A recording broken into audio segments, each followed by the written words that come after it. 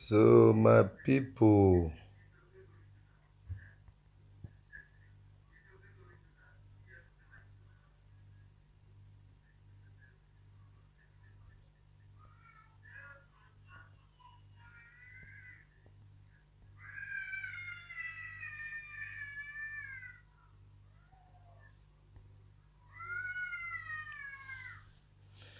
yes, I don't come.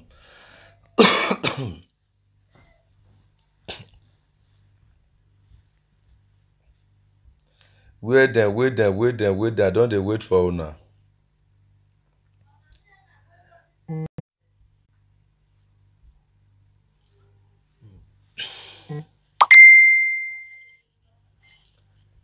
I'm waiting for you people.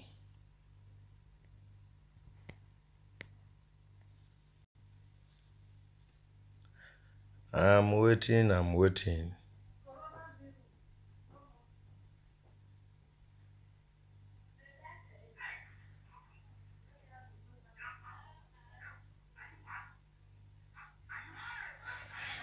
waiting. I'm waiting.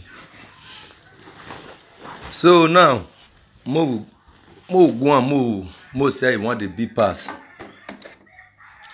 I was looking at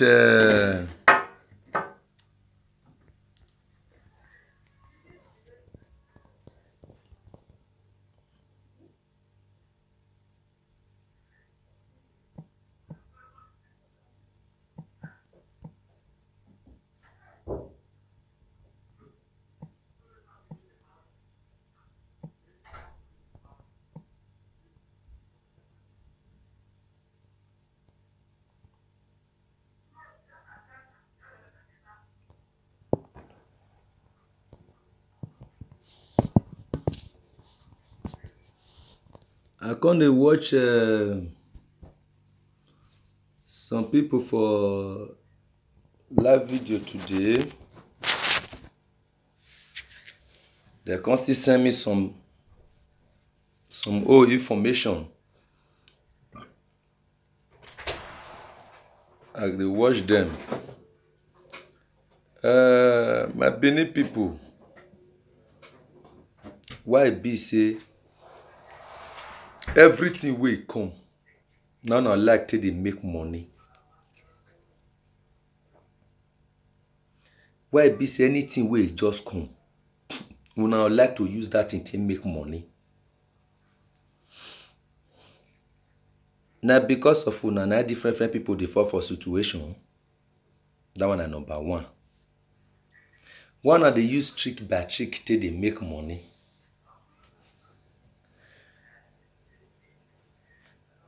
Why e be say for this social media na sweet mouth una take dey make money.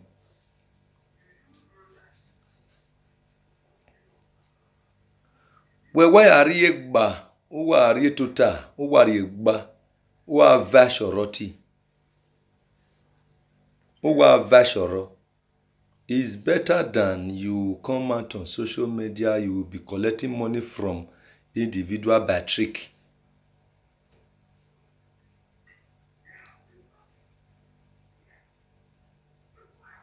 Must you use trick if you want to collect something from somebody?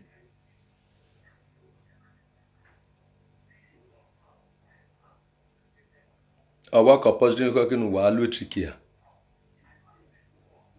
Àwọn ọ̀rẹ́ àkìrì ọ̀kọ́kọ́ bí rí ọ̀rí gan ya.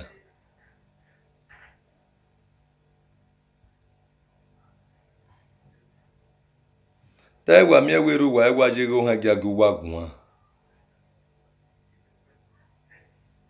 Ọ̀bẹ̀rẹ̀ mana ya kíọ̀kíọ̀ nọ.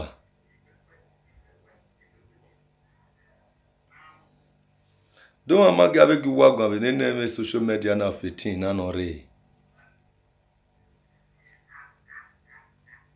Watu buwa wabitagi buwa. Na zuoji.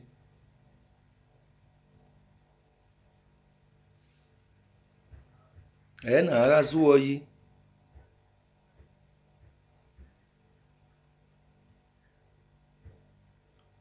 Buwa zuoba. Buwa yabe zuo na una.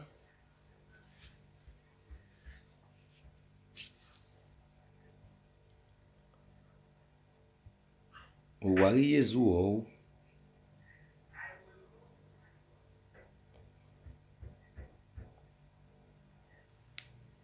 Huh? Wa Adam emi okpane. No magi wa ni bi agbon understand. Okay, dame nu wa ne ma so no mo. Akpane gbiyan giyan be social media. O dame nu wa kakabo dame nu wa akpane gbo wa. Enu wa ya mo giyan be e social media. This girl when I carry matter come out that day, when they bring him matter come out that day.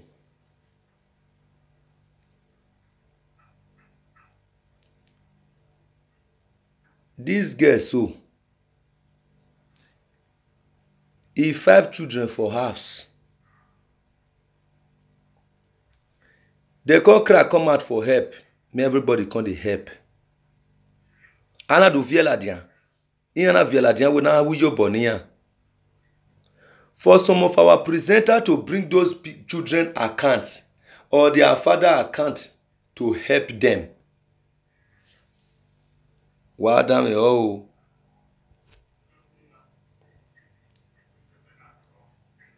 To help them. Honorary accounting here to be here. Honorary accounting here to be honorary ladin. Good afternoon, precious good. How are you, my precious, my lovely precious?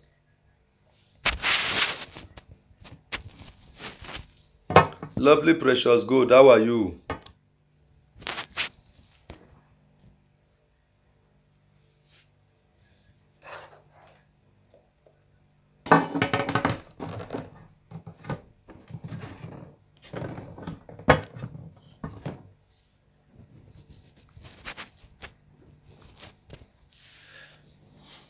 For that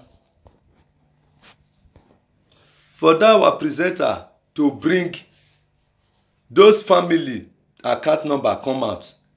No ya remue. No ya mue. Account number girl. The man with 5 children. For our presenter to bring the man account come out. May everybody to donate money they put. May they go they put money for there. May they go they donate the money they put for there.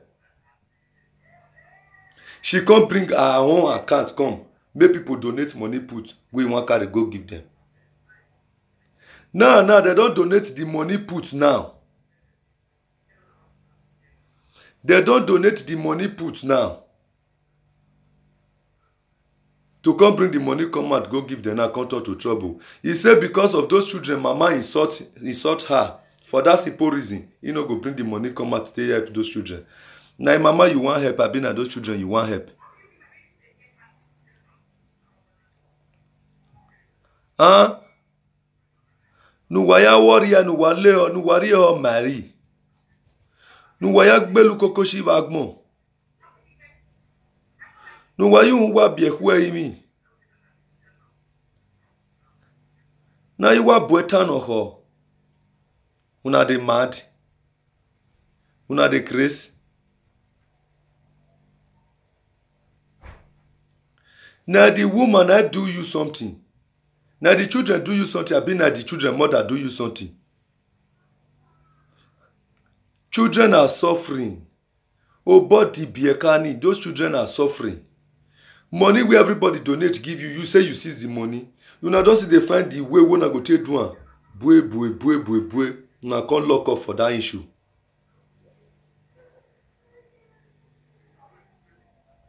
Best way they thought should not be on our enemy. Now so now do one for Libya time. Very Libya. Now so now still do one. Now so we go carry people come from Libya. We will carry some go Nigeria. Please donate to our foundation. Donate, Mona donate. Everybody come. Big people will get people for Libya. They come begin to donate. Who know who get for Libya? Know they suffer. Whether they suffer for Libya, they come begin to donate. Donate. They donate for you. They donate for you finish. Now those people come they die for Libya. Who they die, they die. Who they run, they run. Who by themselves come out, by themselves come out. Wetin can't use the money do?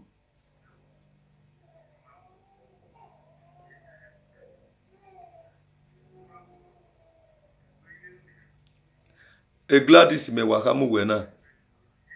No wati e mama Gladys e metamu wana. Now so this one come. Now so this one happen. Now so this one happen. Different thing I come dey happen for different way. Different this one. Donate for my foundation. Donate for my foundation. Don't donate for you. At the end, nothing. Wetin that they call this girl? Tina. Wey die that day. Tina sick. She cry come out, dey beg all of una say mona help am, mona help am, mona help am. He need money, na just more money come out, na make him take do surgery. People begin come dey donate money for una account. Una no carry that girl account come out. Na only one presenter, be two presenter, na bring that girl account come out wey people come dey donate money put. The rest of una carry una own account come out, make people come dey donate money. They donate the money finish now, help they no see. That girl come fall for ground, they can't die. Him mama come cry come out now say the money where people donate for a pikin, he say no one wey him see.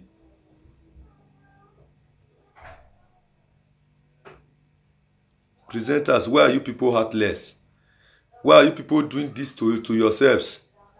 How can you be trailing people because you need money, because you want money on YouTube? How can you be trailing people? How can you be collecting money from people with trick?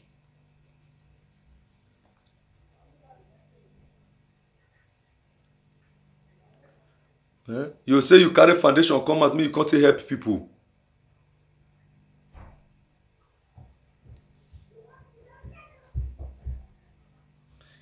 You bring foundation come out.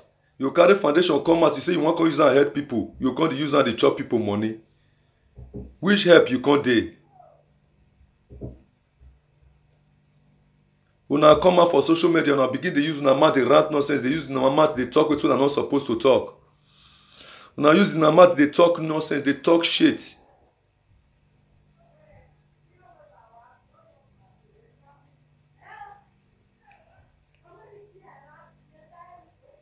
What is wrong with you people? What is wrong with you guys? Must when wa dia webo wa do gbebo mi oko e ma ne ku hin wa gbe mi oko. Must you dream about somebody to take money to make money? In everything, see coronavirus wey come, una don use am make money for YouTube. Una don use am make wetin una wan use am make. Una don still use am lie.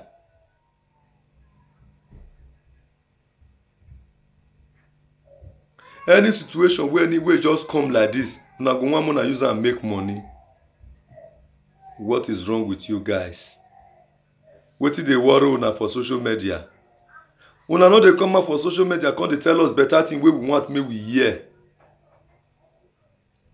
Na things irrelevant things wey no make sense, all those things wey no dey make sense, now dey come dey talk. How can a full grown up family man he come out come dey talk about na so stay less? Na Efeyi I dey talk so. Efeyi, family grown man with beer for mouth. He come out on social media, come dey talk say na so stay less papa, fuck stay less papa. If that thing really happen, for example, if that thing really happen, na the one wey you come talk for social media. If that thing really happen, their family don settle the issue. When the something happen, you was not there. When they settle the issue, you was not there. Now, on the name of social media wey come, una begin dey open una mouth dey talk wetin una not suppose talk for mouth. If na drama na dey use am dey do, una let us understand say na dramatic o.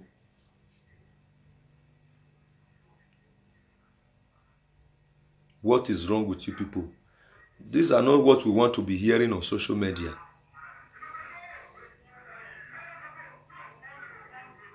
Na so stay less papa fuck stay less. He fuck his sister. He fuck his sister again. His sister come fuck his brother come fuck this one. Now wetin we want make we come here for social media be that. And una go still dey follow them. Una go dey follow them. Una go dey follow up with them. Una go dey listen to the lie wey dem dey come dey talk. Good afternoon, Giovanni.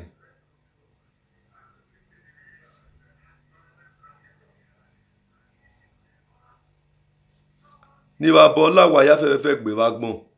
Wenu waya ko to rewe social media. Nu wa salu wa gwo wa denevoro wa.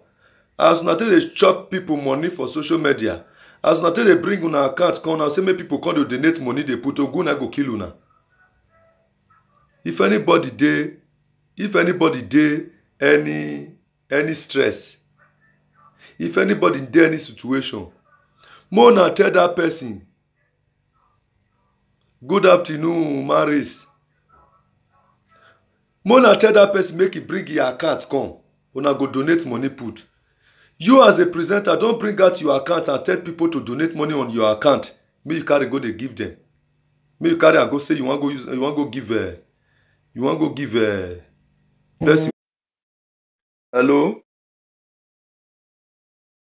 Milord, how far? Blessed that entertainment. Blessed that entertainment. Blessed that entertainment.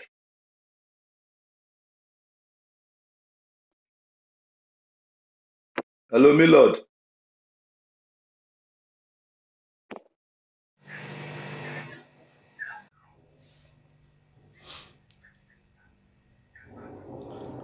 Wa understand me? Venu wa ya fẹ́fẹ́fẹ́ ya onu wa ko arigo. Nu wa ariga na social media ogun hin agbelu wa ya fẹ́fẹ́fẹ́. Mota.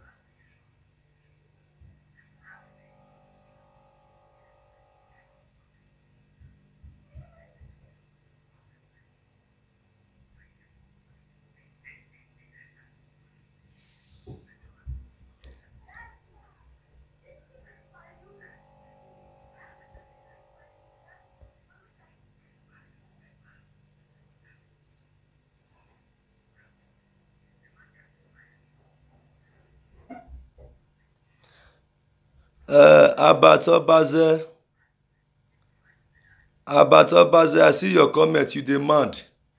Now go kill you. Dey craze. You never waka. You never jam. You are a madman. How about you dey craze? Oguna will kill you. So, Mona dey listen o. Imose TV show. Good afternoon.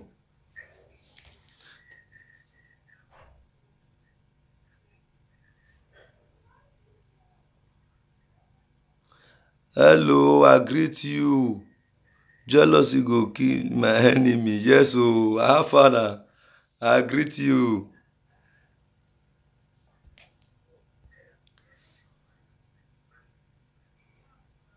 Now I want do so. I want block am. Meanwhile, I want block am so safe. Now Abat they do wetin dey and Abat Obaze in demand. Have a talk back for my family. Ogun kin agbeluwa. Oma igbanu wa ni na dey craze. Get out.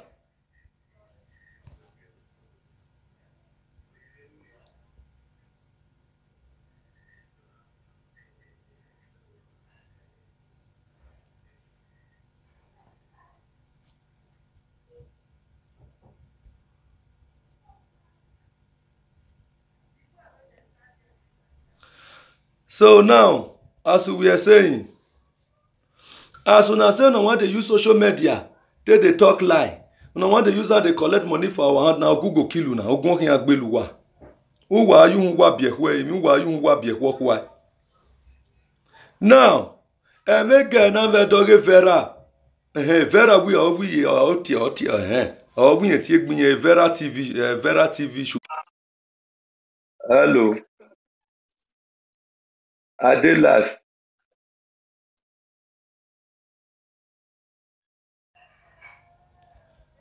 Hello. So what we ye Vera TV show. Then Ariso ladian love it in a video ladiana where or abandon or missing you wa or what abandon or missing you wa amami no gba ore alagele ya video kini money vie anado vie money ladian ere money na Ariso ladian ya we na la wo na wi yobo make abeg make people support them, make them help them. Some people come say they go put the pikin for work.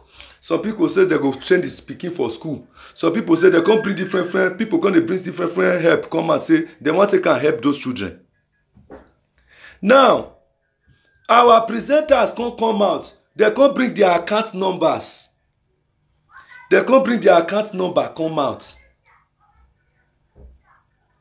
They come carry their account number come out.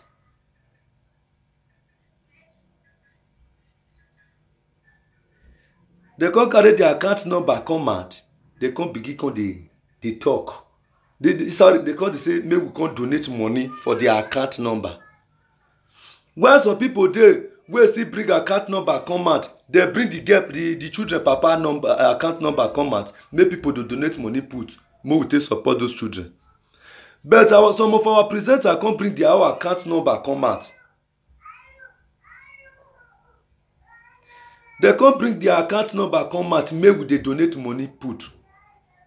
Now, Nania, I donate you go your account or well after they don't donate the money put for their account now.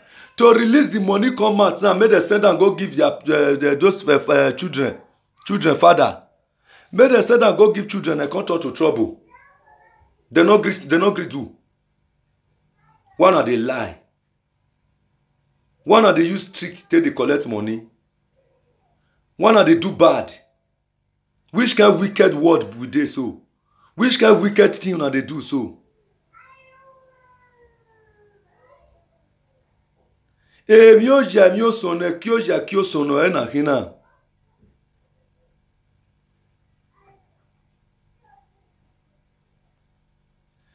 Kyo sono ena yahin.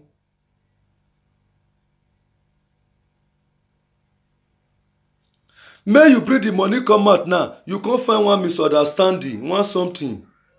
You can't find one something, you can't carry come out now. You can't bring and come out. You say because Vera insult you. You say because Vera insult you. You not compre. Now Vera do you. Now those children do you something. I be now Vera do you something. If Vera do you something, first Vera. Everybody don't donate money for you. Say me take go help those children. So go and help those children. Leave Vera. If you want face Vera for this and you and another Europe here. Face am. Go and use other people money. That other people money where they take support, where they give you. Go and use it for those children. Go and give it to those children. Go and give them their money. Why not they do all these things now? I make me very anama. Wo kona wamana deviate yo. Ogun kan agbe luwa ya e track. Uwa agu ogwa de na wero wa. Iba bo la wa gbe. Number na sister wey dey for Italy, he get Gladys. Igo nu wa go gugwa wa return igo ni wa im no wa manu wa return igo ni wa giyan immediately effect. Immediate effect. You people should return that money.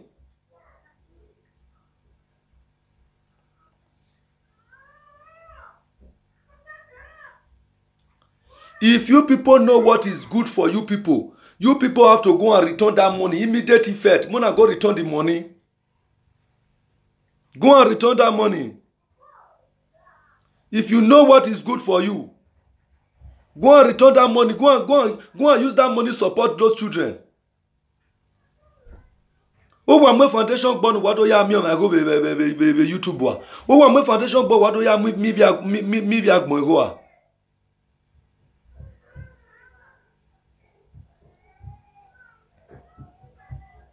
Amanere situation. Ona ba we re situation wa vian ni go on the social media. Una we dey talk for social media. Person wey no dey situation. Una ba go tell am make ba do say in dey situation. Say make come help una come carry fake account come dey donate money put more to help the person.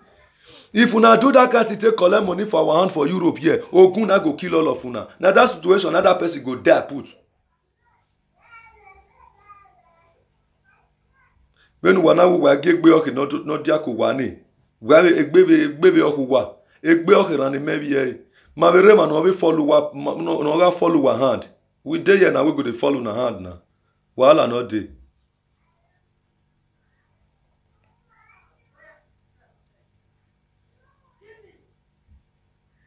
This one or ugwa meme.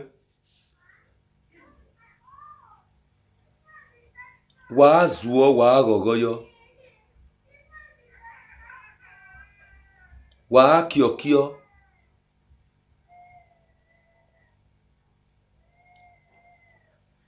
I wan beat ehwe ba be muwa. Ehwe be muwa we a. Vi ave la diando tana vi ala diando una. Akantu wa iwa be low ne wa iga akantu wa be low ne wa agwa lekinu wa na khana go wa vi ade social media wa do mo situation pare.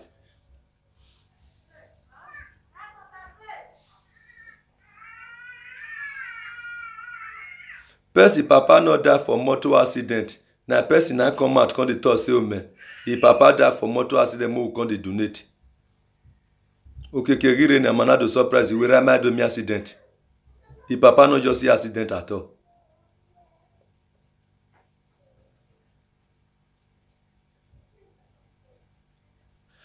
The thing where they pay me for una.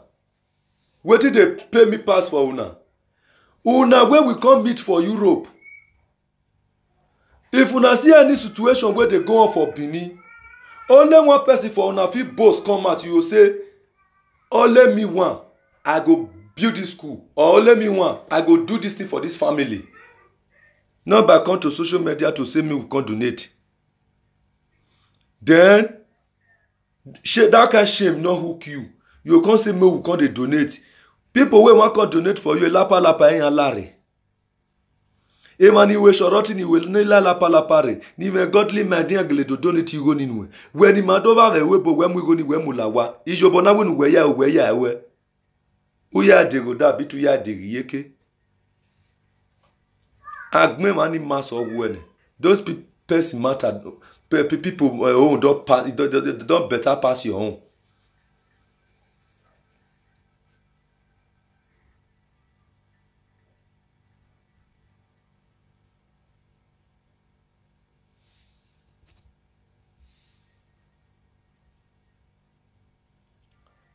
Ave de kwemu.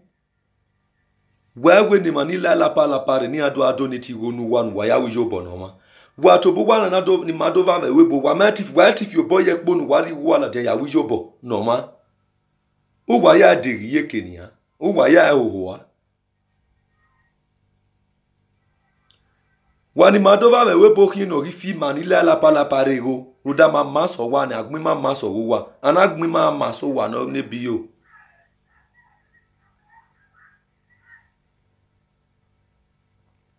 Una de mad.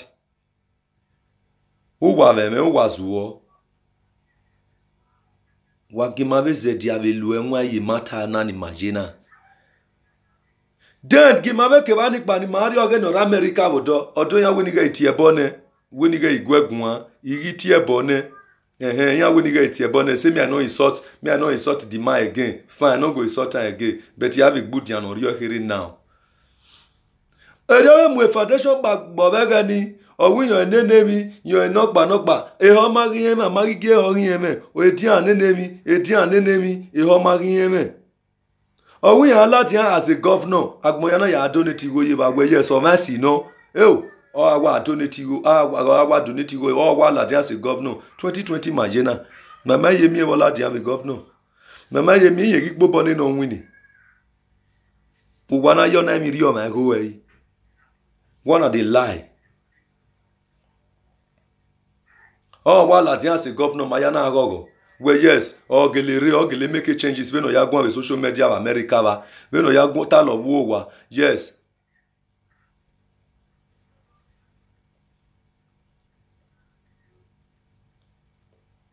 Managwa Agogo, yes. Oh, or gele ware, vote so this person, vote him. If he come, I bet mona vote him. Hey, ina agbe view we otore. Onyemena 7. He stand dog, na la dia social media wan ten na come wawe or you wa go na go wa eni.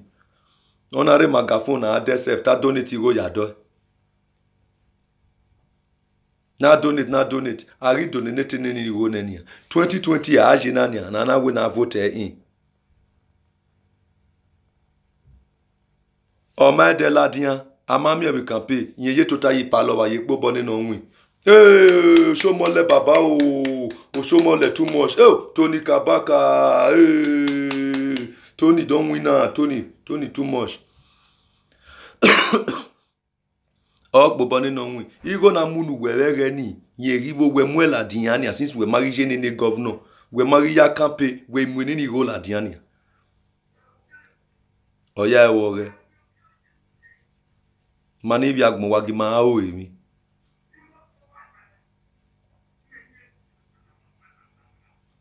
Oni na bido don cover. Etina no huvedo. Etina dage cry inye viese imi inye wa vie la imi o wa viese imi. He cried. She cried. Well, now we your boni here.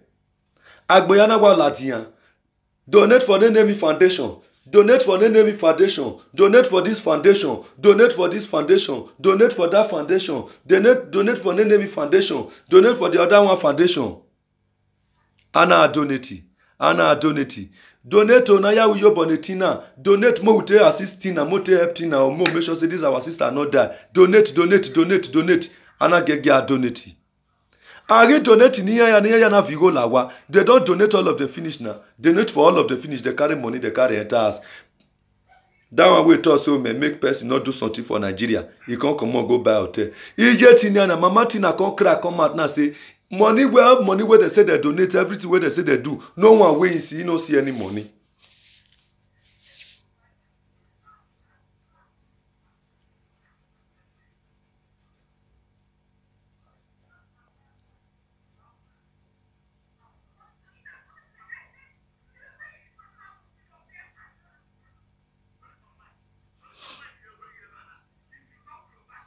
No money don't they where they see. Nya mamigo rokpa. Oh woni ifie na wunye mamigo.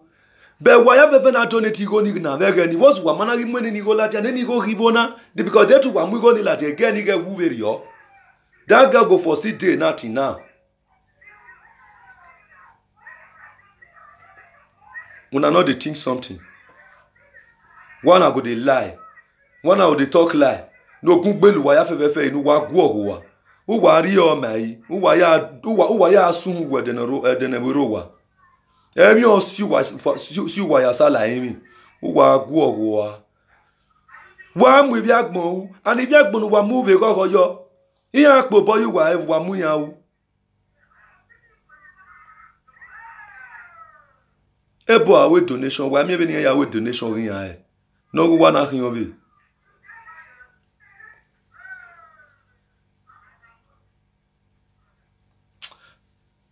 Doris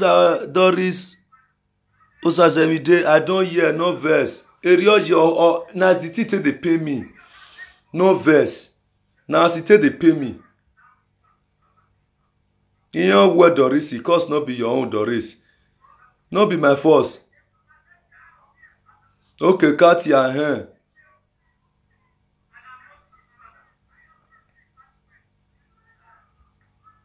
Agu wagua.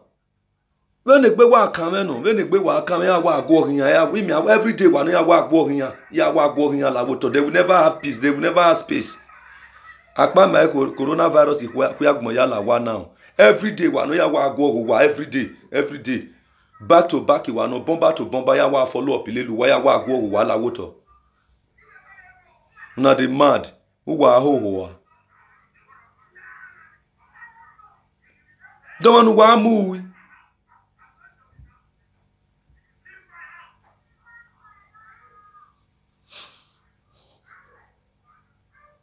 Don't wa mu. Why must you be cheating people? Why are you people cheating people? Why are you cheating yourselves? Donate. When I donate any one say we ya una donate. When I donate nu say we ya u. Okay, gonona nya ive kate topic na we donate you gonna donate nu one wa ya ujo bonetina ina wa mari eladian no ya de hotel ije tina nya to give every wawe riona o igo na donate no viyen yin mamie if ya gbona wo rita yen na gonona ve vawa na nya igo na ve donate yin account igo na ve donate yo na account we ya ujo bono ma vi Nigeria wa ve ge enia ya ujo bono mise ibiaka gege. Don't use to at least that those children. If you not see pity their mother, say their mother they fuck up for Europe side where. Man, you go see pity the children. You still pitying those children. If you do not pity the mother, pitying the children.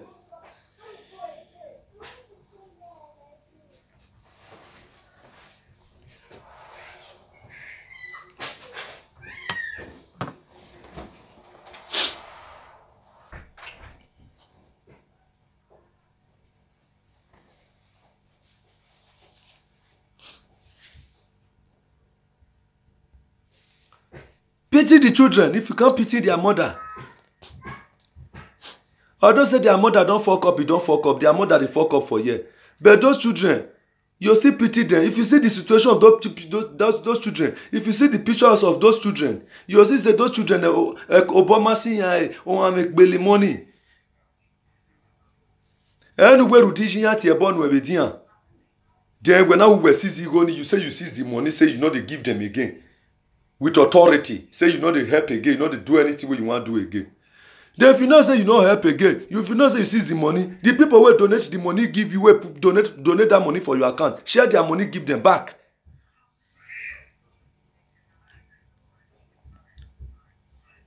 Ije gwani hao, ije man gwani hao. You bueno, when if you have money donate you will account in there, you will send it to the father.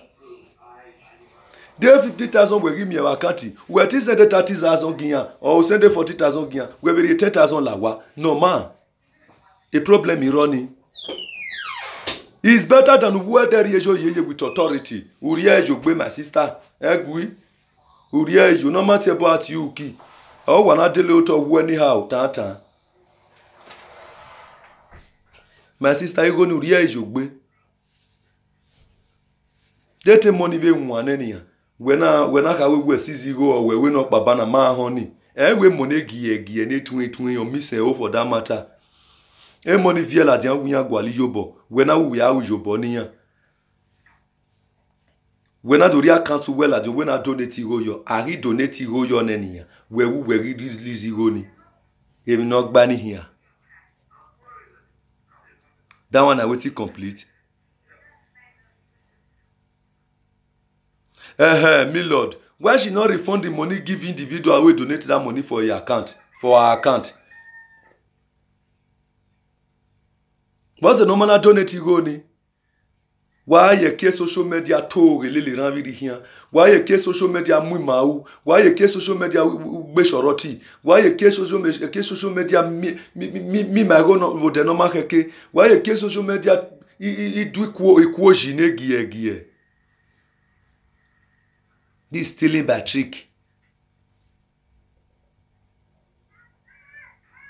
Oji nahin, oji eyanhin, oji wahin. Aoji. Awo beme ni huhu ani mama.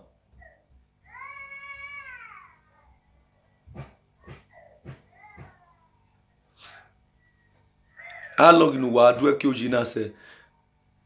A presenter si wa gogo ne mi wa sunu, ne mi sunu ni amye ya ladian with social media, ni amye ya mo foundation gbo. Imagine one small girl pa no wa with ladian no de na. He may have a surprise of winning wa me foundation ore na wo doge, but ni ne wo. He said esen wo do. O wa with ladian with social media. Nenemi Foundation. Nenemi Foundation. He has a live video presenter. He have a private foundation to support people. Come and support Nenemi Foundation. This and this foundation. Egbe ni no even with foundation gbona no hin gogo ni calamity sigesun. No mi do ka we na do donate yin. No wa ya ri ekpo no wa ri room no wa we shoroti. No wa ya agbele shoro. Wa do agbele shoro na gie with social media.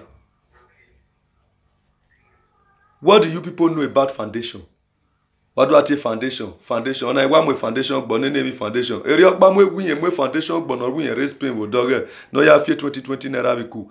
Ona ya be too flatty. Ona do da we no ona ri nije. Odi ye ke no. Ona do kun bi e ka ni 40. Ona do kun de 40 na man. Ona do kun bi e ka do kun ye one space je. Ni an he yo eriva. Winye be mwe foundation, but na do supporting. Is that what we want from you? Even in my win, we only money here. Now, what will they find for on a hand be that?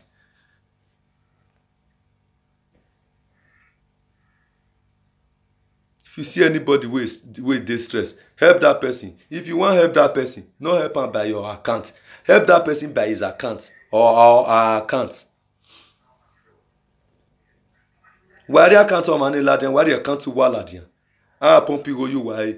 If once wa I pump you go you ne wa mu go wa mu la wa ijobo wa u.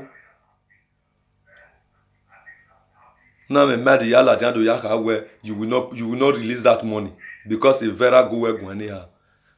Ku we kere ne vera ba bola wa ya gbe. Ke vera no abadon over here no see no do see ne na do me wona do su wo but I do donate go you wo bo donate nu when we are donate ya do the account well dan do donate nu we wote ya wo jobo. If abo kan la wa ya gbe. Una de mad. Agu wagun. Abo ha gi agugun. Social media presenters here na rikwe no gila wa. Social media presenters here na mi wa call iwe na we na gun agun ma agbon. Na tem agbon yan re phone la din so record him no ata. Una de mad. Wo wa me ya. De meme no ru wa hu. Why what to tell webu? How wa pin. Ehu wa kiyoto. Oh win wa formation wa avio.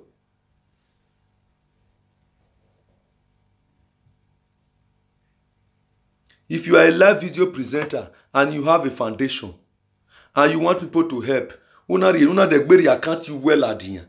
We no manari account mani ke ladian ogun hin agbo. Umari account o mane. Umari account o mane no already problem iladian ogun hin agbo.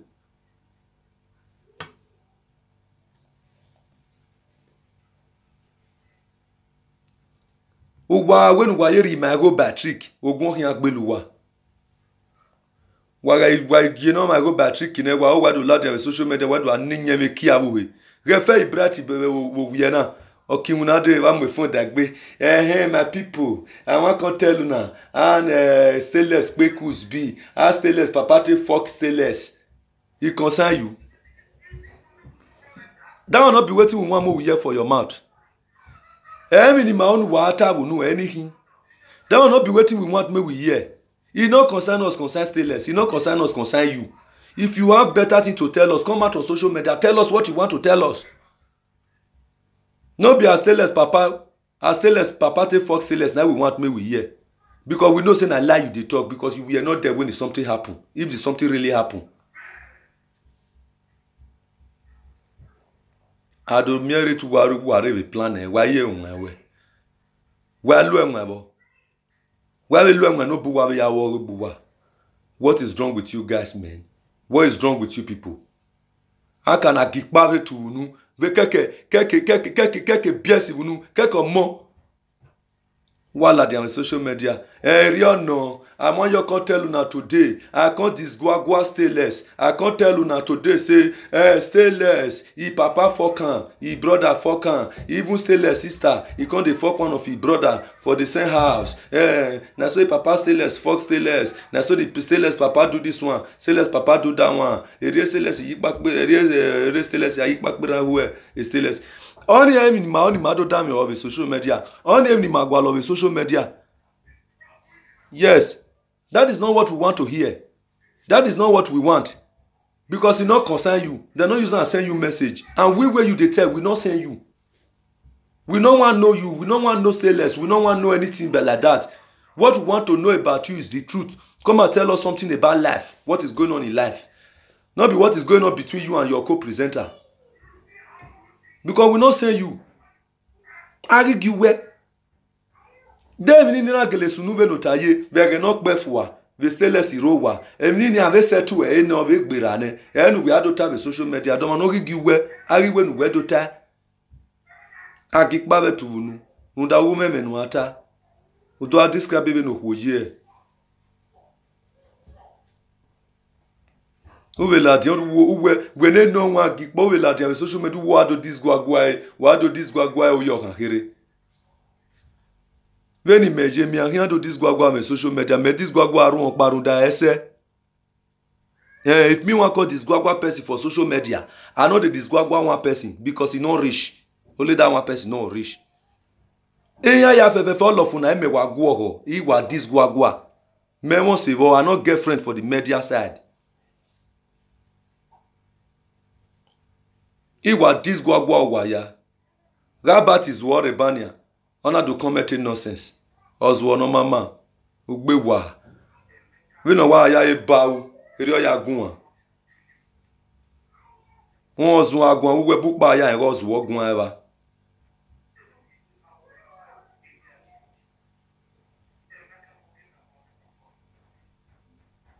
Wo wari ye trilisi u. Wo wari yo rewu na tari social media. Waya vie foundation la dia. Emi ke wa sunu ke da wa vie foundation la dia. Emi ke sunu ke da vie foundation la dia. Emi ke sunu ke da vie foundation la dia. Why now? Wo waya foundation u. Wa wetu waya wi yo bone ma. E manu waya wi yo bona ma mi yo boni ve gbiyan. Ma mi yo boni vo biyan. Wari ya wi yo bone gbuwa. If you wa waya ya ri ni no foundation ni wari ye foundation ni kokowa. What is wrong with you guys? Uwa meme ya uwa zuo. I wala the social media do munyaru okpa yoto aga nne.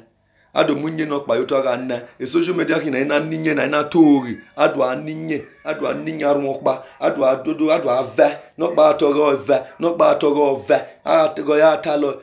Commenter siga committee. Eri ne baga reply.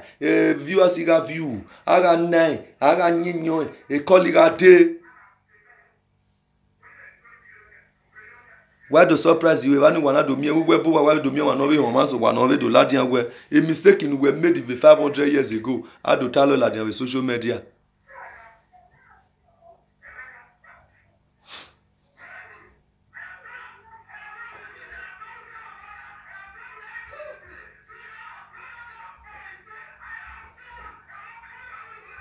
Wagava ami agbon na wata. A presenter si aneme emi. I never see presenter where don't talk better thing as in which kind better thing as in things where they happen for the world. You go to use on the advice person.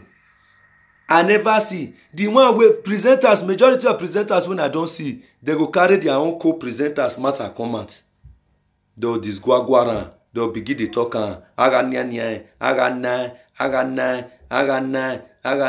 Yaga noni phone I disgwagwa money for noni expire ne I ga mari mi e tal vikine gboni ado lago mabe aga nienio as even nioni abi ga gwa mabe mi agmo be tabo bogoni abi mo be la dia ge abi dugwa lo mabe bi muladien me presenter e o wa talo magbe e o wa talova ami no tema gmovo ami no be la dia no witin ye be advice o ma what is going on with you guys now? Waga iwe for ne wado we donate for your donate for your foundation. Mekata muwane. Now we be the bush inspector. We cut that land for now. We na take make foundation. Now we will still collect that foundation for now. We'll sell and give another person. The foundation of Belu waya fefefe. Who are you who be a coronavirus? Now they mad. No truth for na mad. Either we allowed have social media where to tell me kiavuhe, or where to gossip and give wa, or where to real my go. Una can't chop viewers money. We all are not for the shame. We all are not for the shame. Una we don't take for Europe. We will come meet for Europe. Although una not fit boss come out you count for pocket. Take go help privilege. Una go the find person we go support una. Una go dey find person when una go bring on account come and tell me people come to donate, una take go support privilege. Although una no fit bring money come and go help privilege. Una no dey shame. People when I want to go collect the money for their hand, na people wey dey do road work, people wey dey do shoroti, wey just enter lapa come. How can people wey enter lapa come na dey come dey support you wey come see for Europe? That to ama dey yeke. If una not fall down, if una not fall back. And that backward people shall remain until you deviate from this your evil, from you people evil doings.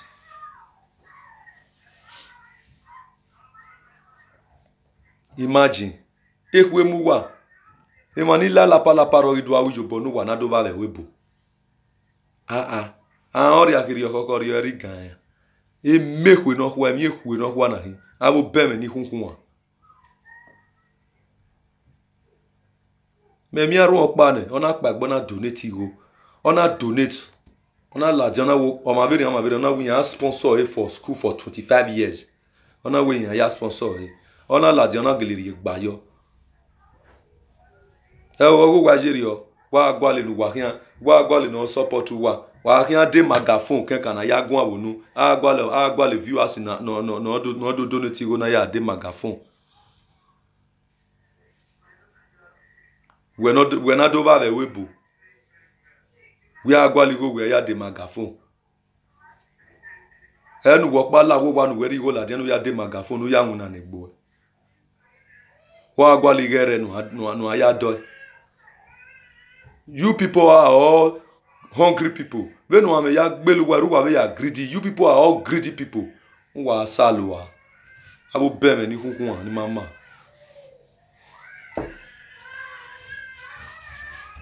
Donate for this one foundation. Donate for that one foundation. Donate for the other one foundation. Donate for the other one foundation. Una go donate finish, we not go see the money. We not go see what the person wants to do. Mona dey pray.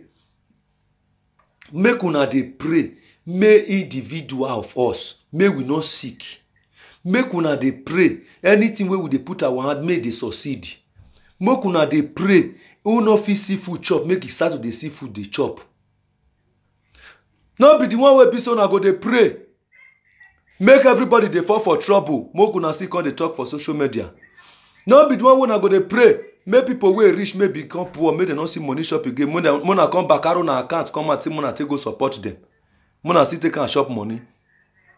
Make una no dey pray, make people dey fall for trouble again.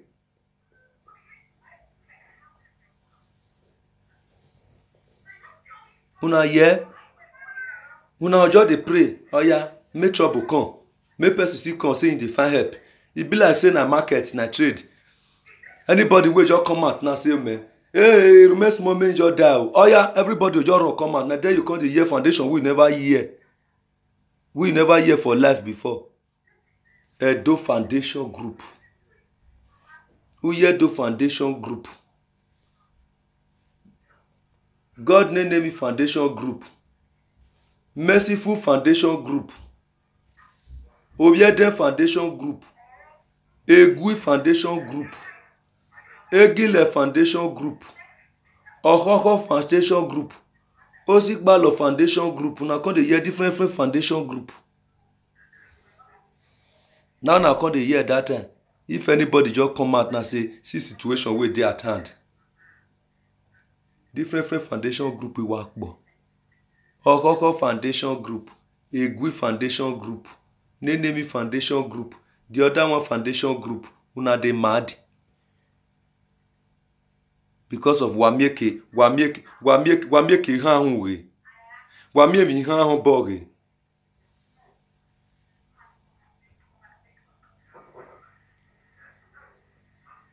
Wado ya hango, wado ya rigo. Viewers, make I tell you now. Now scam now the day. Viewers, now scam the day.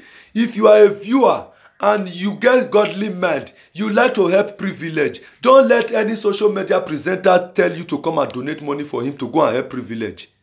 Go and help that privilege by yourself. Try to get in contact with that privilege, with that person. If the person is sick, for example, try to get in contact with that person and support that person and help that person. How can you give your blessing to another person to transform for you? How can your blessing, before you go reach your another person will take it? Let me tell you something. When you give somebody something, you dash person something now, for example, say, come, I dash you this thing. The person will say you, thank you. Bros, life go better for you. The hand where you, the pocket where you chook your hand, put to bring this money come out. It go dey full for you. Bros, thank you very much. That thank you na prayer. With the small prayer we go come follow am. Bros, I thank you. Bros, your household, your family na so peace na go dey o. God, bros, happiness no go dey finish for your life o. You understand? That it go be direct prayer for you if you help the person direct. You give the person direct. But when you give it to somebody, say, hey, oya take, give the person who is in need. They will not pray for you. They will pray to the person who presents the something. So now, what are we talking about here? If you donate money from my account now, I come from my account, come transfer the money, go give person where I want help, for example.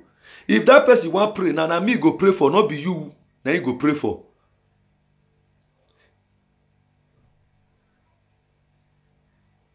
Not be you go pray for, na me go pray for. What are we talking?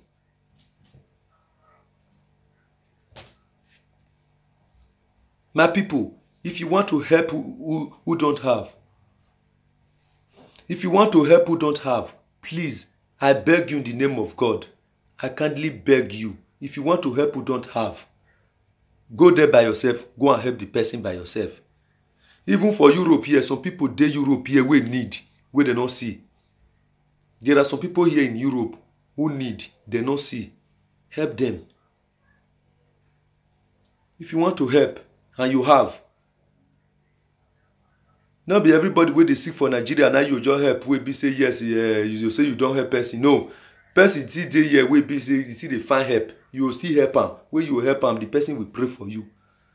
Then God will still mark your name for heaven. Say yes, this man is a nice man, or this woman is a nice woman, because he help who don't have. He give who is lack of need. She give who need. He give who need. Person if you come meet me just now, go say I will go. I beg go. I want so thing like this. I want so thing like this. Go see situation when I dey pass through. I beg. May you help me tell your fans. May they donate money for me. Make I take go solve this problem. I'll tell them say okay, don't worry. I go do am. I beg bros, give me your own account number. You go give me your account number. I go put am there. I say, Mona my people, Mona see na your account number be this. They'll donate money for them. They go do what they want to do. But as for me, I don't do such things. I know they do all those things. Me no they do them. If I want help privilege by myself, I'll carry money and by myself go help them. If I see you don't have, I give. Like this, my house, as I tell you at that time, people know they finish for this house because I be like person where I boy immigrant for house. Now me they do everything and my head a day. Na good thing be that. But for una own, no one wey we don't see. No help when I don't help. Una also na be live video presenter. Una also na dey present this one. Una so una get foundation. The foundation una come dey use and dey help. No one wey we dey see. The more they donate money for una for waiting we know they see. If, for example, we will still see the something, if we still donate the money not still go use and help people when I want use and help. What is wrong with you guys now? What did they worry una? Who una want they cheat? Una not the shame. Una they cheat people wey come meet una for Europe. Una they cheat people wey enter lapa come Europe come meet una. Uwa fear tuwa. When waya, uwa uwa. Ezuor uwa ya hun. Una they mad. Abu beme ni huhu ani mama. Niva bola waya gbe wan by wan. Nuwa so bo vekwe coronavirus.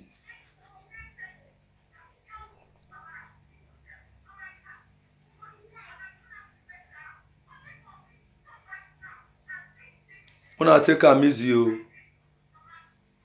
For a fair yo wey dey, fair bright wey dey. That one say Chris come out this morning talk about woman. They say na so a woman papa fuck woman. Now wetin we want more we hear? He dey mad. I never get all those one time. If I get the time, if I don't get their time, all of them they'll start to dey pin one by one. They enter us one by one.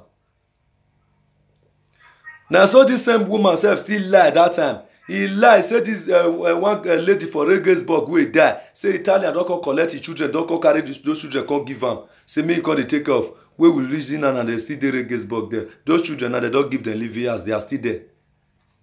One go dey lie. Come and donate for Nenemi Foundation. We donate to Ogbeluwai.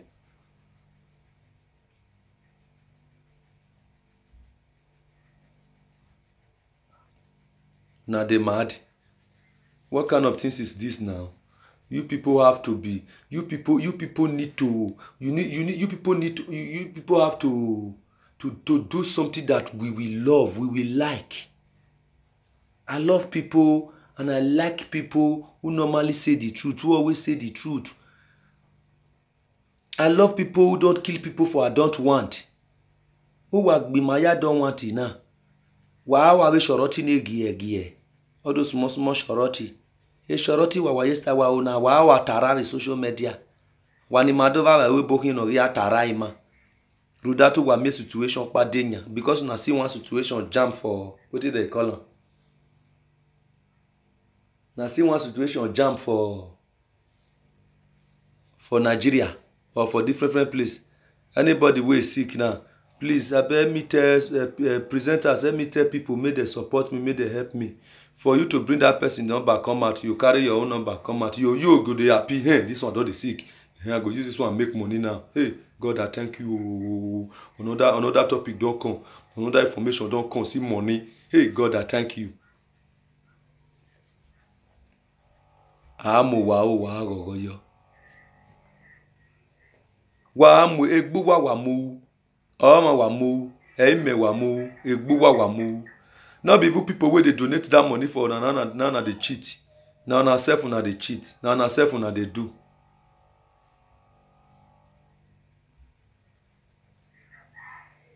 You people are only cheating yourself. Good afternoon, Onome. You people should stop all these things you are doing. We are all Benin people. Let's be saying the truth for crying out loud. For Christ's sake. More they say the truth. More they talk truth. More they do something amicably. More they do something well. Let's support ourselves. Let's support our children. Let's support our people. By supporting people, God go the user and they bless you. Not to make money with them. You people should stop making money with our people. Social media presenters. Mona stop to dey make money with our people.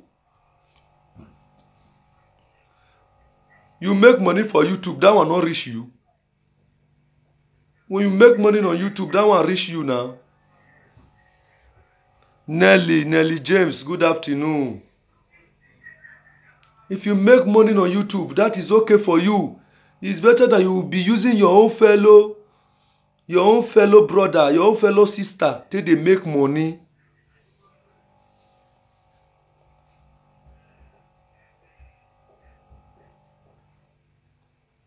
Huh? Those children now, those 5 children now, that Vera children now, they're hungry. Those children now, God knows they take the feed. People pity them. Donate the money for your account. Donate money for your account. Say help us give them. Give them, take go support them. Then you sit down on top of the money, you hold the money strong. You say you no rather release the money again because their mama calls you for this side. It concern us. It not concern we will donate the money for you. It not concern anybody. If their mama calls you, not calls you. That one are within you and their mama. It's none of anybody's business.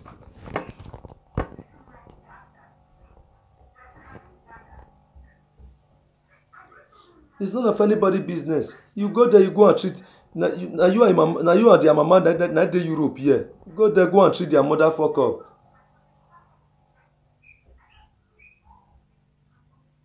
You go there, you treat their mother fuck up for this side. Go and make sure you survive those children. Go and make sure you support those children. Go and make sure you help those children so that those children will pray for you.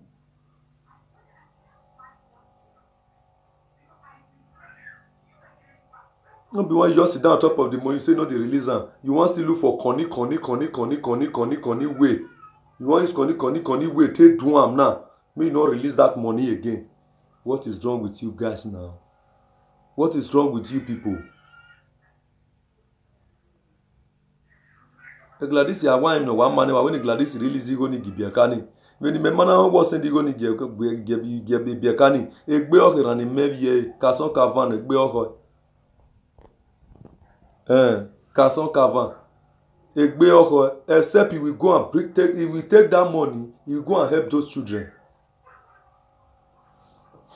Before anything small thing just happen for Nigeria, oh, this person now he need help, he need help. Everybody just dey bring foundation come out. Donate for Nenemi Foundation, God Care Foundation, Nenemi Foundation, the other one foundation, Nenemi Foundation, Gbogbo Eye Foundation. After they don't donate the money give una, the help now the inside that money, I will make 500 euro way. I will make 1,000 euro you way. You see send and go give them. If you feel chucking the rest, no problem. So family you give them. Not be the one with your boat talk and say you no give them at all. Say because their mama insult you. Who does that? Their mama will abandon them. Their mama not take them. You say their mama no fit take care of those children. Their mama will fit take care of those children, but their mama, he abandoned those children. So those children need help. Help where they can't help need now. Not be by their mama they can't need the help now. Now by we, now our hand and for need the help now. So for that simple reason, we must help those children. Not be waiting if mama go talk or waiting mama they do. The mother can take care of her children. But since he abandoned them, we know your feet leave them, made them die like that. We know if you just leave them, made them just die like that. We must help them. So as soon as say we they help them, anything where their mama do us for year, we no go counter and join, and those children now we know. We don't know their mama. So now those children we want help. You did not promise their mother you will help their mother. You promised those children you will help those children. So you not get what their mother go do you where you say you not go help those children again. You must do it. You must help. Who help it be? We no man help it be or however so or however van. Who are help? Roda aga emiga when every lad ya me not activity and we will ka go around that help. Na na mo we do lad ya na we gbogbo you ohun. Well, emiga dogezo na do ata ogezo. Every suffered violent and violent was taken by force. And that by force now will take collect that money for you and go give those children. Because not be your money. Now people donate the money for you. So you have to help those children. Forget what their mother talk. Forget about what their mother say. Forget the insult. Now you and your mama now cursing herself. Mona too the cursing herself, no problem. Not be you and those children. Everyone here do year. Now so now your big beneath people. Anything we just come on and want until they make money. Why now? Why all these things? Why all this mess? Why are we fooling ourselves? Why are we disgracing ourselves? After you have promised those children that you will help them at the end, because you said, because their mother talked to you, you say you don't help them again. Because of say you don't want to release the money. Maybe you don't say the money big for account there. You don't budget one thing we want to use the money to do. You don't want to release them now. You dey hold big person money, e better pass you go dey hold small small children money. Because those small small children, the young shall grow. When they grow tomorrow, you hear word. And those same small small children wey you dey hold money, their head e go dey disturb you 24 hours. You will be getting a downfall.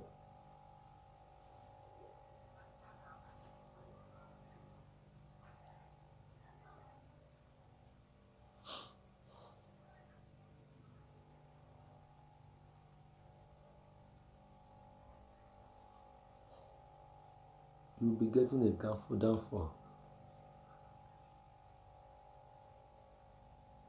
My people, I use God beg una. Make we no dey use ourselves take dey trade again. Make we no dey dribble ourselves again. Una wey we come meet for Europe, una no dey we will enter lapa come, una no dey use one thing on the other one way till dey eat our money again. Una dey use am dey get backward. Una dey use am dey get downfall. How can you wey don spend 30 years for Europe, me wey just dey spend 5 years dey go for Europe, you go dey chop my money?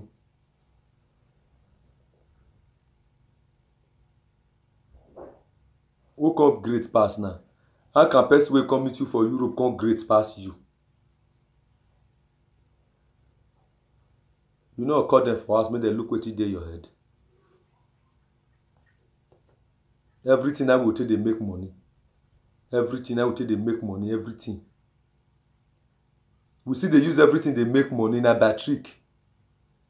Now come out and go say Ashawo no good o. Ashawo work no good o. Na so this girl go stand for road work, he can't do this one o. Ashawo no good, Ashawo no good. Now they shop their money. Ashawo no good, Ashawo no good. Now say make people no dey work, make come donate money for you.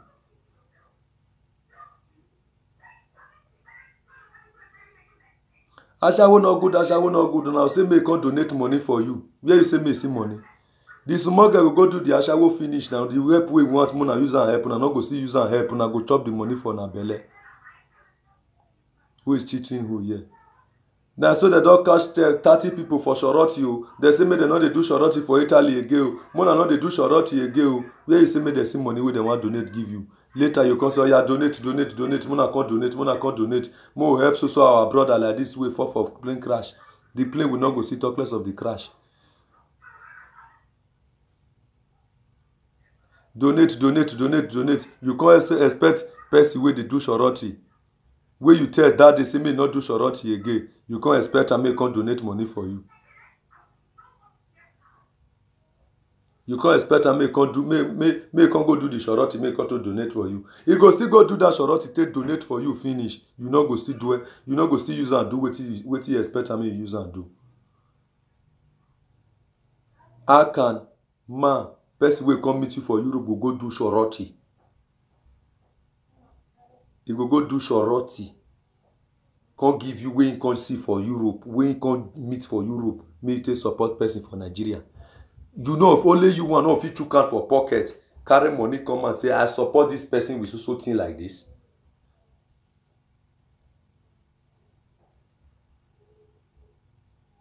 Yes na Doris, yes na Katia. They don't tire now. They don't tire for life. Emi boom. Ni me ati kele ne Gladys ye ya Rimero. Irin ya gwima vie manire Libya. Irin ya rescue manire Libya view ari nokba. Irin ye hen shoika, irin ye hen shinka, irin ye hen yinka, inspector yinka, nenemi yinka, ino hede gbogbo. Irin ye hen nokba. Owin ya support man. Awe ibi maniga ari Libya begeni. Agboyana ya donate go yo. E fancy message yana ya donate go your account. Have a fancy me ya. Mona go donate. No what the message €100 ni be me we Shoroti egeni. Ina we yare fi ba we my pay us rent. On the name of me and really be adame. Tin we na gwana. Eso agbeleso wa nebo. Eso bona to be an le ari owa. Eso bona video use video ya cross. Tin we na gwana. Amade gbe teme ni re. Amabe mi ni. They help in wa je normal. Na they help in wa help ma bo na. Which help na the help person.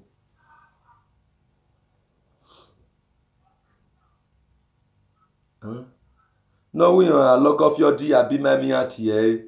eri overi account la dia when ma donate in etina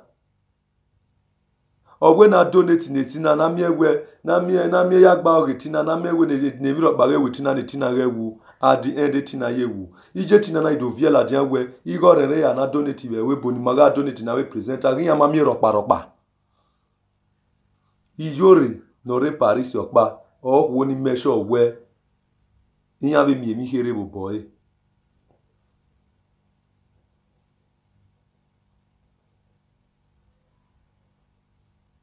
Yes, na Katia. Na to collect money na dem dey Katia.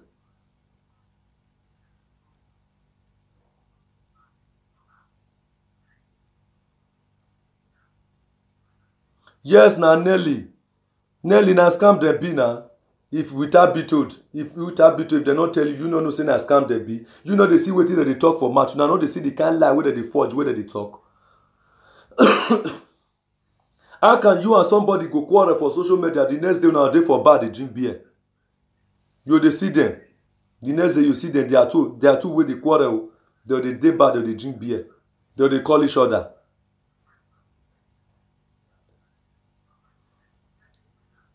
They are using us as a trade.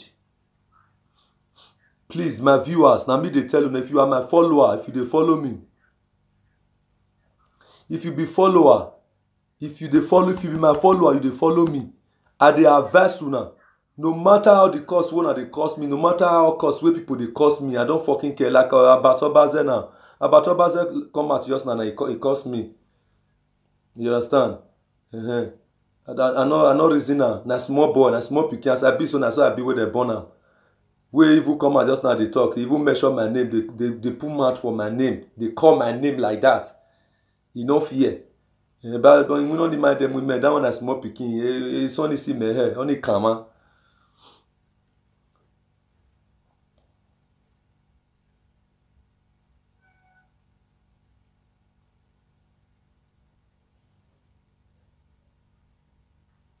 Money is good. He say, I greet you, guy.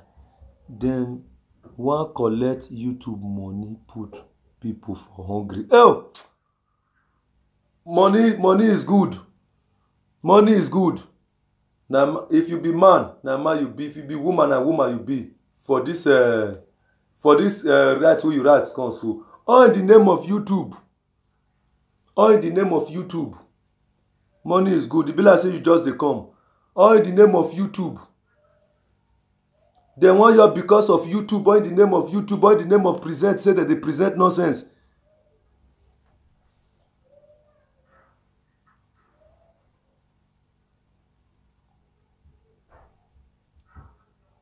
They'll just come out for social media. They'll come begin come dey volo.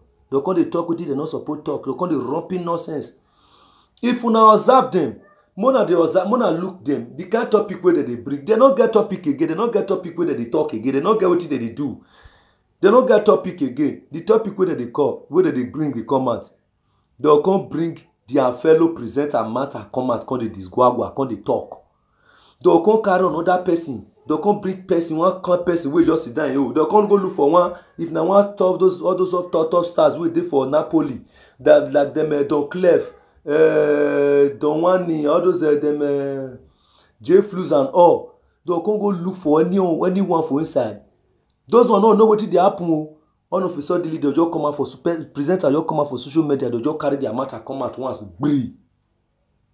They'll just bring their matter come out. They'll just begin to disguagua. Now then you come to see viewer we go know them. We come to comment the put. I know am na my neighbor for us before. I know am na this so place like this the day before. I know am na this one. See what if they do. As those viewer they type those things, they go to give more information to them. As they give them information, they will begin to disguagua. They will disguagua. Then one of those musicians call them personally, say, come, wetin I do you wey you come carry me come out? You go dey record am. You go say na so person carry your matter come for me. Why you can't go do that kind of thing, my brother? And now he not do anything. They'll come begin, they'll use a quick 5 viewer. We could get something for YouTube. And they lie. Yes, now Katia, they lie. They can talk lie.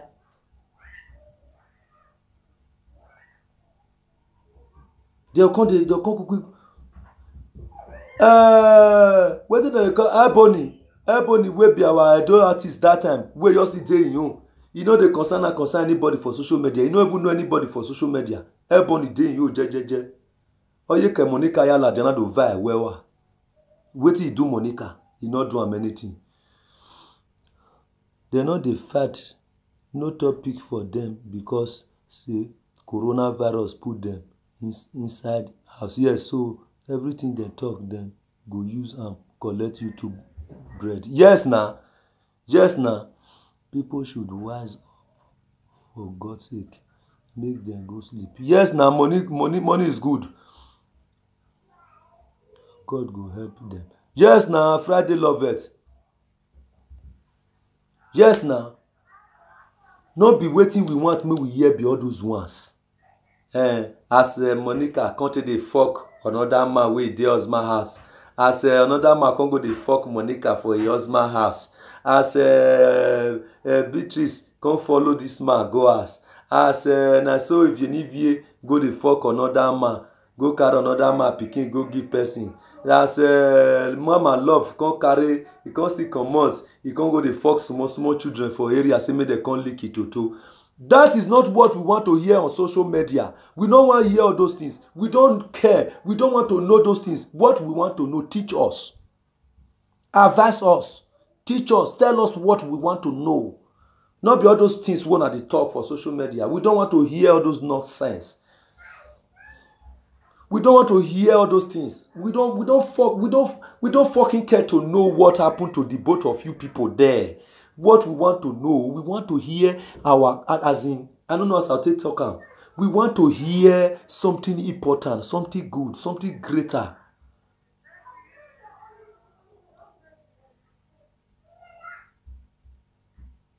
Yes, na. See if you come at us now. For him to come and make him tell us better thing. Where we will tell learn, where we go the reason now, where we go reason now, we will still laugh some more. If he come out, he can't tell people. They say, na so Stainless Papa come the fuck Stainless. Na so Stainless Papa fuck Stainless sister. Na so Stainless sister fuck Stainless brother. Na so Stainless Papa come the fuck Stainless. Na so conductor fuck Stainless. Na so wetin the other one fuck Stainless. Na so Stainless man wey Stainless first born for. Na so he deny Stainless pikin. He say me go give conductor, say conductor na born am. No be wetin we want more we hear be that for social media. No, we will be viewer where they view you, where they look you. Not be wetin we want more we hear be that. You are not giving us lesson. You are not teaching us lesson. You are only telling us what your neighbor did. You are only telling us what your co-presenter did. And that is not what we want to hear. We don't want to know if any of your presenter did anything wrong or don't did anything wrong. Me where you dey tell my own day my body, wetin me do wrong, you know. The one where me do wrong, you know. You don't know. My own day my body. Me where you dey tell. Bad way me do for corner, you don't know now. Bad way I do hard, you don't know. So you don't come out on social media to come and be talking about people. Now, so this one, do this one, your co-presenter, because you don't have topic again. What we want to be hearing on social media, advise us. Tell us what is going on in the world. Not about your co-presenter. Mama ni ma ye ho nonsense ni.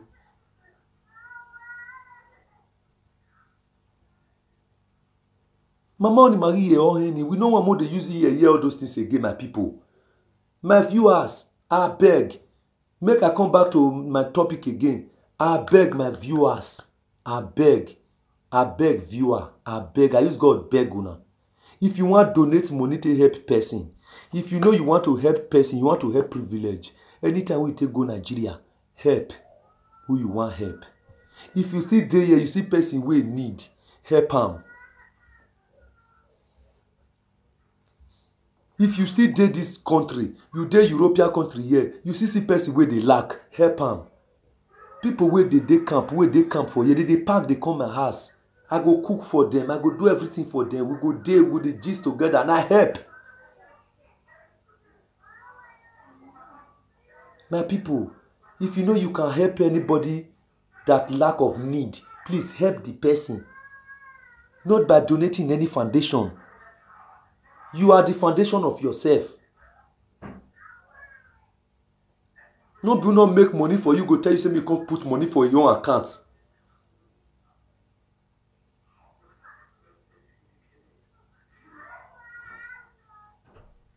Yes na Friday love it. Yes na.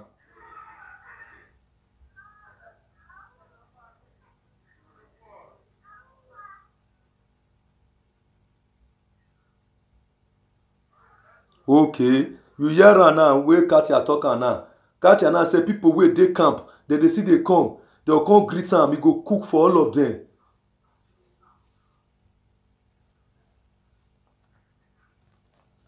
He go come, they'll come. That will not be help. This woman wey dey talk so, make I tell you now, around am for there, na so camp na dey there, immigrant camp na dey there. No immigrant dey enter house go dey shop. No one wey dey call say lare gume uyo bono we lare. Do tuta gimaiko awona mi. Gbera we ma nive siko ino mawa. Ni we ka we yes. Nive dey one kind. Ni siko e baba tie. We lare. No wada wade ni no ware vani ni no so no se we camp vani. Ati rokpa we lare na dori okwe. Amina uyo bona bo. Wa o wala de social media wa do aranti.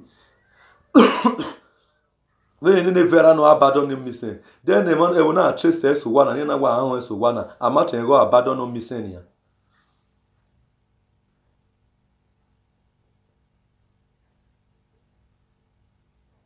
Yes, I believe you, Katia. I believe you. But here they go on social media, I mean no your bunny.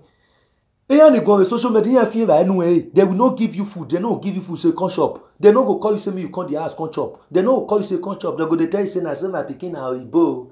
You know if you enter my house now because my pikin a girl they do something. So I go say my husband na oyibo. So I go say no say my house, guy my house stay big, guy big.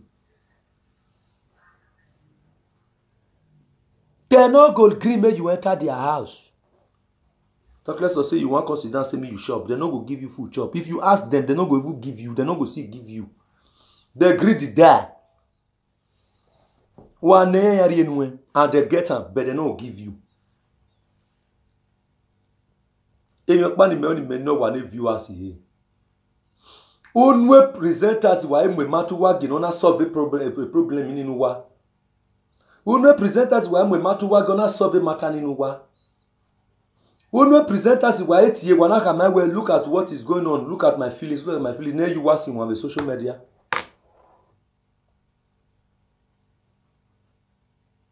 If presenters want to help you, here do yes on the social media. Hey, I want give you so person money oh, I want give her this thing so now me just the help her now. You say I don't the help am oh, I want help am. Must you cry out on social media before you help who you want to help?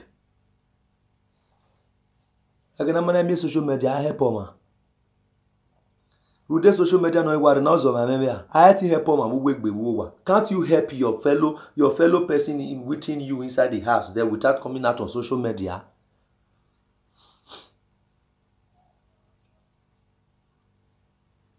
Now so this family just call me. Hey, this family call me. They say now so this one for Esa family do this one. This one for Esa family do this one. Oh yeah, my people more they make the call. Oh yeah, mona sit down. Mona they talk.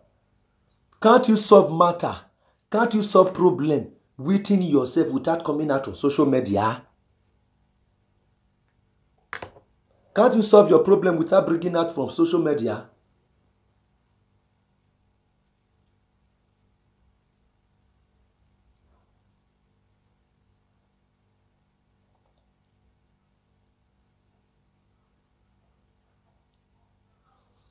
If una carry una matter go give them, mona notice say they go help una. They go use una matter and make money for their pocket.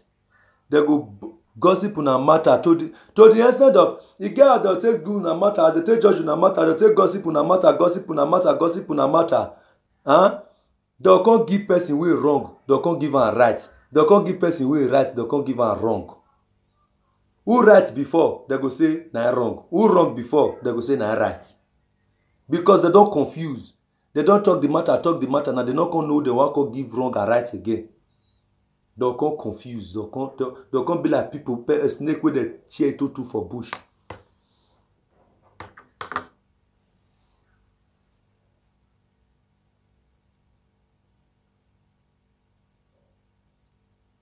Yes, now money is good. Yes, now if you check on from last, not even last 3 weeks now, can't reach now. Now only one topic that night a day. One topic. Why? Because they don't confuse. They don't know where they want pass center again.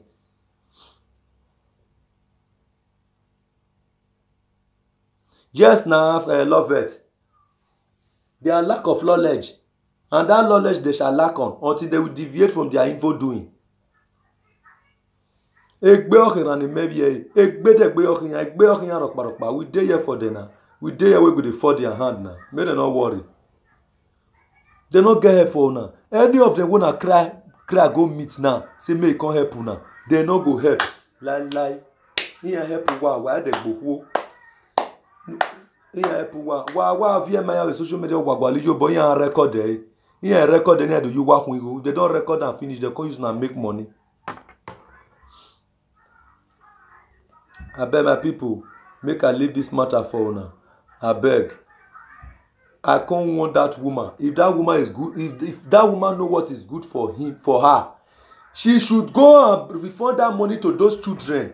She should go and take that money and give that money to those children. If not that, he will refund that money back to the individual that donated that money. So, either go return that money back to people who donate that money for her, or he go take that money, he will go give those children. You don't get the right way go say because those children mama insult and say seize the money, say no, they release that money again. Ogun magbe, ozuwa, meme, na zoekwa.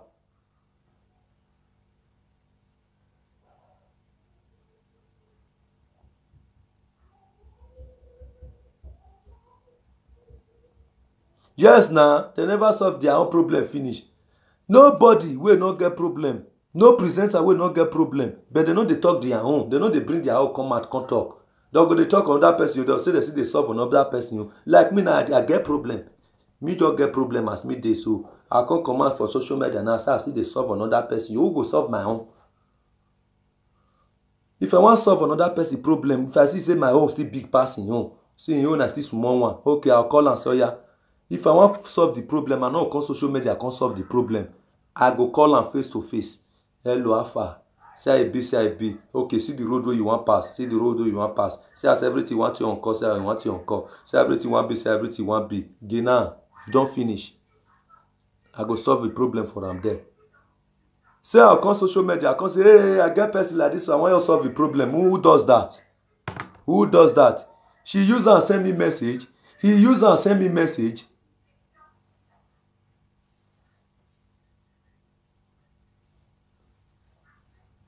He no use and send me message.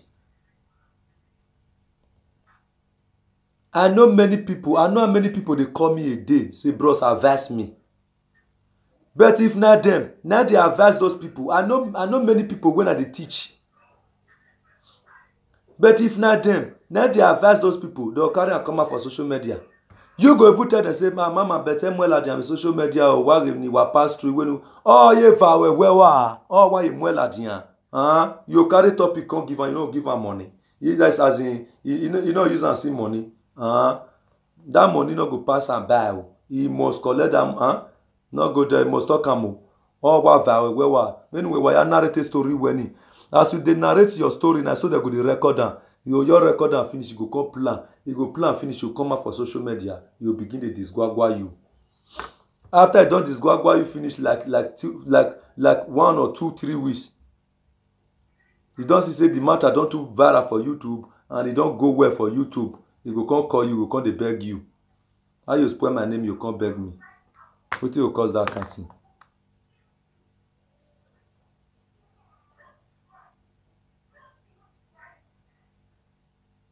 Yes, now money is good.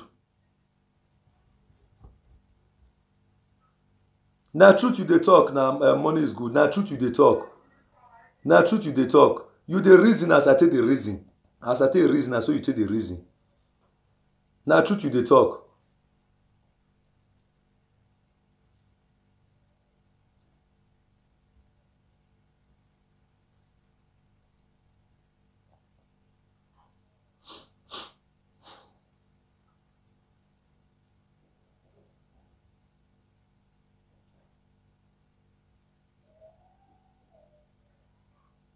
So my people, I don't really know.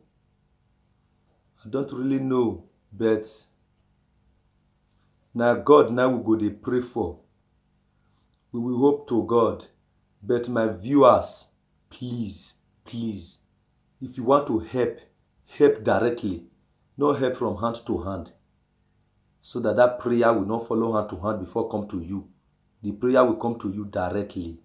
Who know man, na him dey kill man. So na Vera do herself. Okay, because if she listen to her sister, all this matter for not come up. Oh, you see am? If we say make we even talk ourselves, only that Vera self go fit take care of that in 5 children. Vera go fit take care of 5 children. Anyway, shall not be Vera matter, I can't talk. Now all of their matter, all of them, all presenter, all the whole presenter, and their matter, I can't talk. Because only one person not they reach me follow fight. Now all of them. You understand? Vera fit take care of his children. Yes, the girl they really they see money for here. Vera can take care of those 5 children. But that abandon those children. Now then Vera for fuck up. He fuck up, big time fuck up. Big time fuck up. To the essence of where a Gladys or even do ladian, we do we come and donate. Then we are not rob boza like Bibo. House way for 9 make goats fi clambam.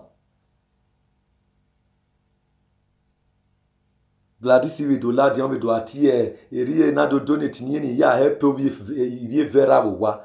Ari donate ni go nya we magi mu go ladian. We ru die Vera tie bonu we mu go ladian. We si egbinare. All those are wrong sagas. All those one are fake sagas. All those one are your fake things when they do so. Mona know they chop our money again. Mona know they chop people money again. Make people not come begin come they curse you now. You get curse where you curse person. You go they manifest for that person body. You get some people where go lay curse on you. That curse go they work for your body. What is wrong with you guys? What is wrong with you people? If you now see me, Mona ask me, I see Rume General Kodowa Ugodogu, High Chief Ogu if you want. You know easy. Before people start calling me Odogu, body tell me. So if you see me for road, ask. See what I talk for social media. Then me I begin the pack people come at me, they call the drought credit for you in our neck. So my people, you people need to be careful. Eruwaya ye carelessness you will now use carelessness do Tina can't die. But Tina die. Tina mama no see the money where they donate. Tina mother is still crying till today. Nobody help that woman. Nobody will go give that woman the money where they donate for a pikin. May they survive a pikin. But for Tina that time, all of una bring foundation come out. All of una bring account number come out. The account number will bring come out that time. I know the account number will not see anyone again. Now only Yore way de Paris. Europe ba eije get ni one measure where yemi yobore. Wani ke riwo ama donate no wa. Wa mi go nu wa miene no we na bo wa yo wa na we mi yo wa na ya de hotel.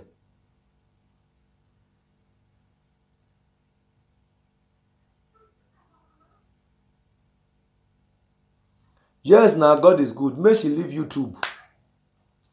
Leave you. Now that one they play for 19 now. Now that one they bring money come for them now. Why go leave YouTube? You know leave you. Since I started this live video of it, I never venture talk and when they say I get foundation. I get foundation. Come to my foundation. How can I why I'll take open foundation? How I'll take start them? See one small girl, very small thing, very small girl. If you see even the Medicaid we put for ourselves, Medicaid they go one side, lead they go one side, the paint we take paint mat they go one side. See come out for social media. Hello my viewers, hello my people. My name is so person like this. As you can see, I am maybe Mercy Foundation. Mercy Foundation. Please, my YouTube channel, subscribe to my YouTube channel, this and that. Mercy Foundation, please support Mercy Foundation, donate money so that we can help some of our people who are lack of need.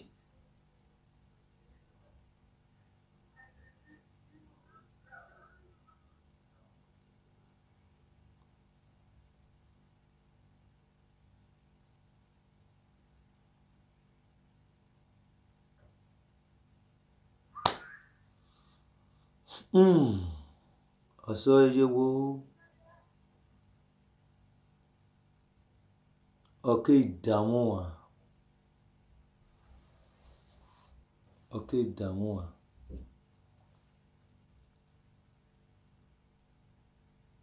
my followers, my lovely fans, my lovely viewers, my lovely followers, I pray for una these days. Person wey stay for house no go fit chop una money in Jesus name. Person wey dey wey just dey stay for house too for, you no go fit dey chop you wey dey hustle money dey go. Everything wey una come find for this Europe, e go dey reach una hand. But una lis ten to my advice. Please, I don say you people should not help people. Help people, but not by giving money to person to help person. Not by giving something to somebody to help somebody. No. Help somebody directly.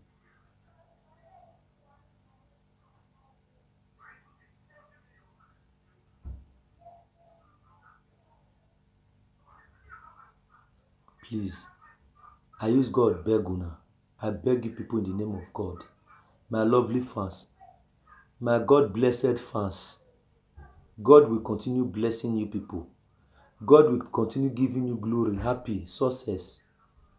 God will continue helping you people in everything you are lack of.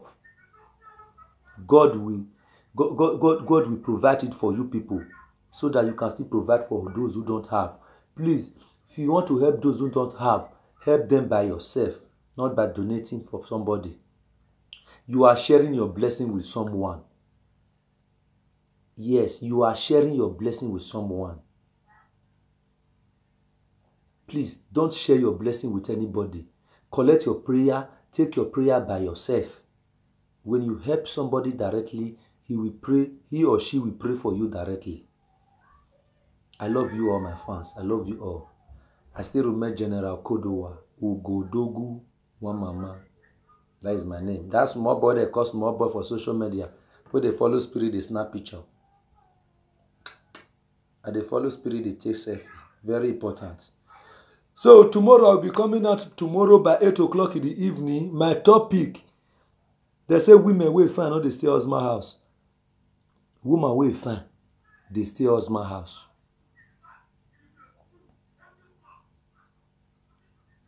So now that will be my topic for tomorrow.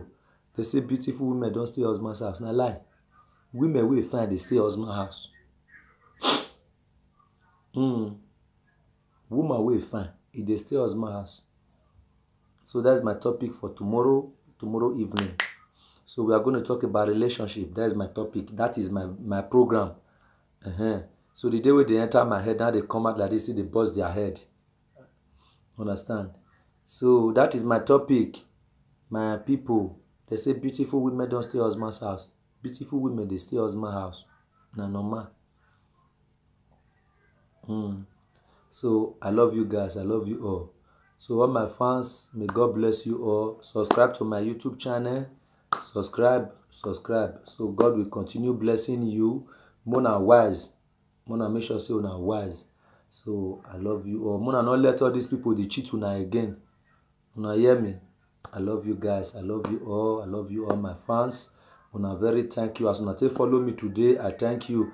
I thank Friday Lovett, Precious Gold, and Co. Doris Osazuwa me abi.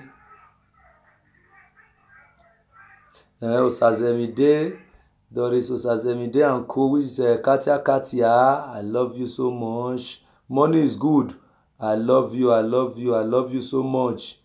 I love you so much. May God bless you all. God will continue protecting you people. Anyway, for those that still insult me, Tracy Ogbebo, thank you very much.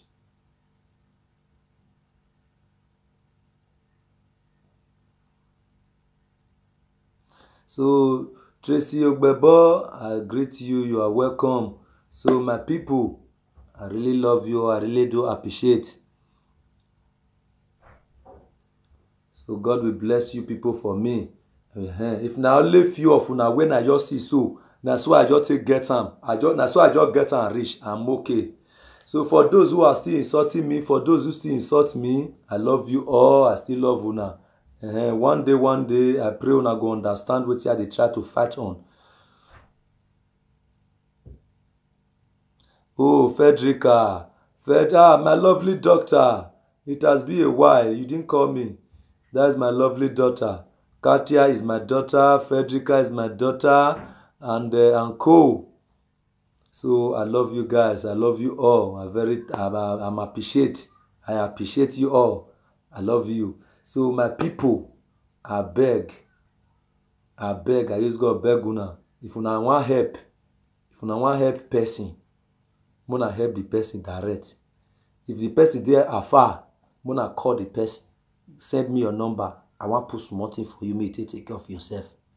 No man, it's better than you will send your money to another person's account. May take help person. Okay, cookie wire ya we mi be no taye. Ado mi ewe wadu amina retu wari zero nere degbe wakin ya zero ge. Rivo wa o emi, wa reason emi. Wakin ya wijo bonoma, wa ya we direct. I love you guys. I love you all. So my people, for those where they use social media, where they talk live for social media, where they use social media, where they use foundation for social media till they collect una money, where they collect una money by trick, by trilling. Una go donate money finish, they no go give the person where they donate the money for. They no go give am. They go dey use on the name of foundation where they open for social media, donate till they chop una money. Any presenter will do that this thing. Or you will be a coronavirus. Only a bonito tie no nido only a boniti your dene na. So wa tori. Money is good. Money is good. In your work, cost not be your own, my dear. Bele. So I greet all of una. Bye bye yo. I greet all of you all. So tomorrow by 8 o'clock I will be online.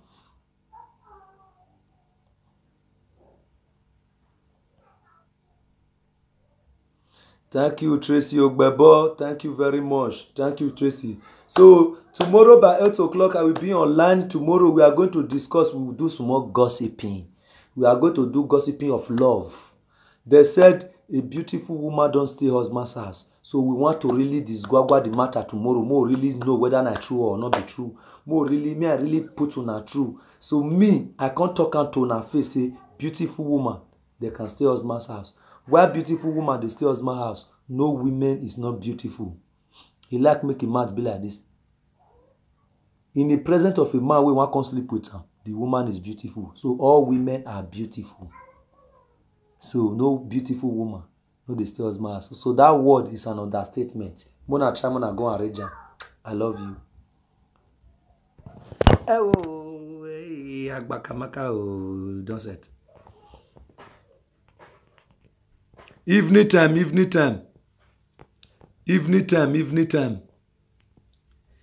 8 o'clock in the evening time. Precious good. 8 o'clock in the evening time.